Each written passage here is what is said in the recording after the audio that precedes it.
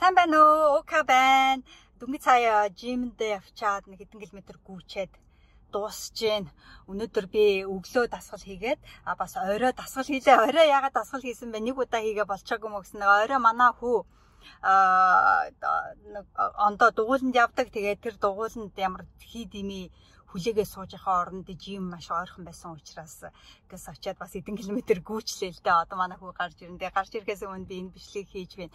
Тэгэхээр ер нь бол амжилтанд хүрэх үйл явц маш хэцүү байдаг тийм ээ. Та мэдж байгаа, би мэдж байгаа. Бид бүгдээрээ мэдж байгаа амжилтанд хүрэх тэр үйл явц хэцүү байдаг учраас тэр үйлийг хийх дургүй байдаг штэ тийм.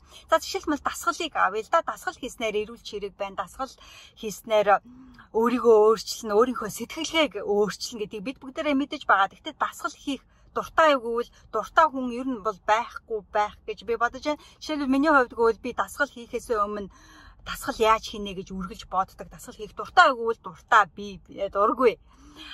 Дасгал хийж байх тэр хугацаанд тий яг ингээ гүүгээд ч юм уу эсвэл жин үргээд ч юм яг тэр дасгал хийж байх хугацаанд тэр дасгалдаа дуртай байдгүй гэвэл өөгөө бас ялгаагүй тэр дасгал хийх дургүй байдаг, бушуухан шиг дуусгахын түүс байдаг тийм ээ.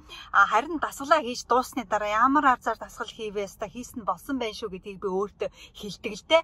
Тийм болохоор ер нь амжилтанд хүрнэ гэдэгтэй амжилтанд хүргэх үйл хүн бүр дургүй байдаг ихэвчлэн гэхдээ тэр дургүй гэд байгаа тэр үйлдэлээ хийснээр амжилтанд хүрдэг.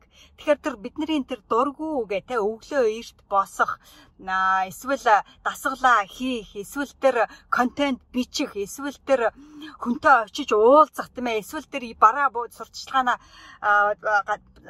бараагаа сурталчлах ч гэдэг юм уу тийм ээ ямар нэгэн амжилтанд хийх үйл явц маш хэцүү байдаг.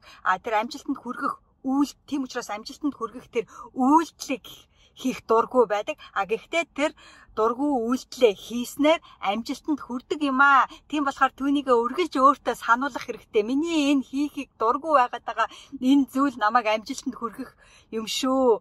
Тийм учраас дуртаж исэн, дургүйч исэн хийсэн дээр гэдгийг өөртөө хэлээд хийгээрэй гэдгийг сануулах хүсэлтэй байна. За өдрөө сайхан өнгөрөөгөөрэй. Баяртай.